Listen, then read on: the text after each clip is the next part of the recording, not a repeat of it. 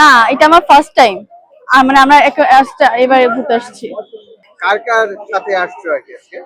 আমার বোনের সাথে আসছি, আর আমাদের নেইবারের সাথে আসছে, আর আমার আম্মুর সাথে আসছি। তো কেমন লাগছে আজকে এসে সবার সাথে? খুবই ভালো লাগতেছে। আমি বলতে এই আয়োজনটা খুবই সুন্দর ছিল, আর আমার খুব ভালো লাগছে। তো এবারের আসলে এই যে নিরাপত্তা ব্যবস্থাটা তোমার কাছে কেমন লাগছে? খুব ভালো লেগেছে, পুলিশগুলা মানে আছে, খুব ভালো লেগেছে। আর তো পয়লা বৈশাখে তো সবারই একটা আকর্ষণ থাকে মঙ্গল শোভাযাত্রায় অংশগ্রহণ করা, যেটা এবার নাম হয়েছে আনন্দ শোভাযাত্রা। তো ওইখানে কি যাওয়া হয়েছে এবার? না, এবার যা হয় না, বিকালে যা হবে মনে হয়। বিকেলে যাওয়া হবে। আচ্ছা, এই পয়লা বৈশাখে তো আসলে আহ মানুষের গিফট পাওয়ার একটা আকর্ষণ থাকে। হ্যাঁ। তো তুমি কি কারো কাছ থেকে গিফট পেয়েছো?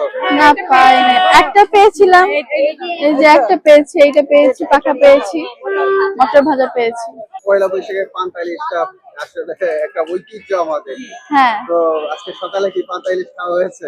না, আজকে হয়েছে। হ্যাঁ, আসলে আজকে খাওয়া হয়েছে।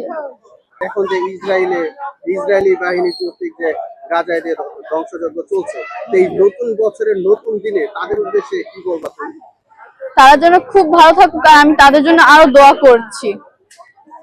তার জন্য খুব ভালো আপনি থাকে। কি বলবেন? আপনি সবার উদ্দেশ্যে কি বলবেন? এই নতুন বছর নতুন দিনে তো সবার একটা ভালো থাকুক, সবাই আসুক, উপভোগ করুক।